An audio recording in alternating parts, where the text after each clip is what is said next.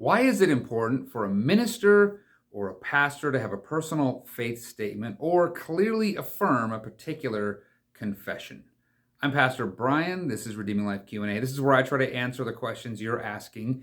And this question really was a little bit bigger, more robust question. It came on the heels of a post that I had put out to the church, just talking about what we do here as we're training up ministers and pastors at Redeeming Life. And once someone has gone through kind of an internship phase and they've really affirmed their calling, I think it's really important that that particular individual really dials in on what he or she believes, whether writing a personal faith statement or clearly and deeply, robustly affirming maybe an existing statement of faith, a confession. So why is this so important? What's the big deal? The question sort of came like, well, can't we just say, I believe and trust the Bible? Well, the problem is, if you read a book maybe like this one, this is a pretty heady book. This is a great book, but this is a big, robust, heavy book. The Story of Creeds and Confessions, Tracing the Development of Christian Faith. If you take a book like this, you'll discover that all the major debates, the Nicene councils and the various other councils, all really were still dialing into Scripture and how they understood Scripture and coming to very different conclusions just based on the way in which they were interpreting things and how they understood things. And it was causing division in the church and complications. So now imagine a minister is working with other ministers, or we bring somebody on to work with us, or maybe make some leadership choices or teaching choices, and we don't know what that person actually affirms or believes. That could be difficult. That could be challenging, especially when even our members are expected to, as we go through in our membership class and we go through in our covenant membership, to affirm a statement in which Redeeming Life Church has laid out that says, these are the big things. It's not every little tiny thing, but these are the things we agree. This is what we believe the Bible communicates and how it communicates. This is who we believe Jesus is. This is what we believe about salvation. The really big major tenets of the faith. I remember early on in my ministry journey, I was working with the church, and they had a view about charismatic gifts that I didn't agree with. And I was working through that. It was a challenge. I just didn't come to the same position that they held about, every minister having to be able to speak in tongues and things. That wasn't what I understood the Bible to say. And some of the folks were just like, don't worry about it. Just sign the paperwork and we'll just do ministry and it'll be fine.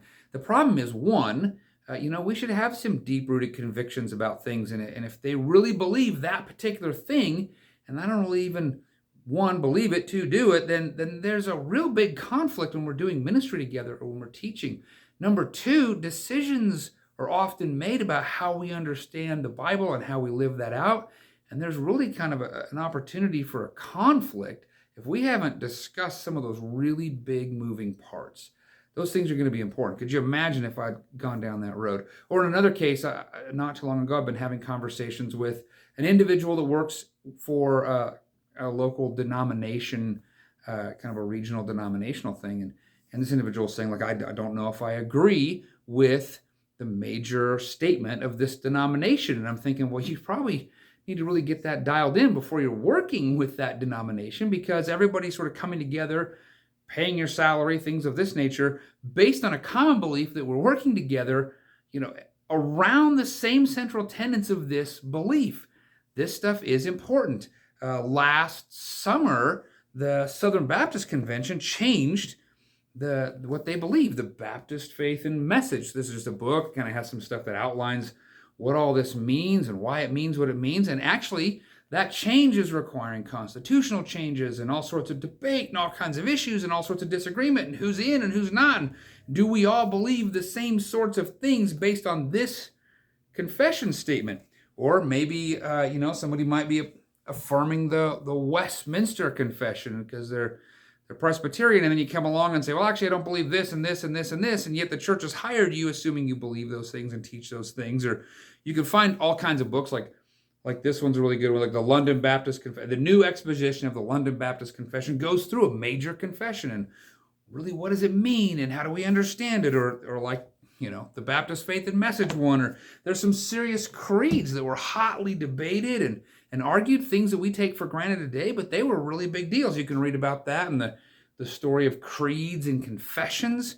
And of course, there's plenty of other resources out there like this. So why is it important that we ask a minister to work this out as they're learning and as he's growing and working through it, so that he starts to really understand what he believes and how he believes he's going to do ministry, and how we work together to form and have great unity. We don't want to be like those situations I described where we think we're working together and we're all sort of assuming things, but in the big scheme of things, we have some pretty major differences. We want to have that kind of unity around the major tenets of what the Bible has to say, and that's why we think it's a really important thing.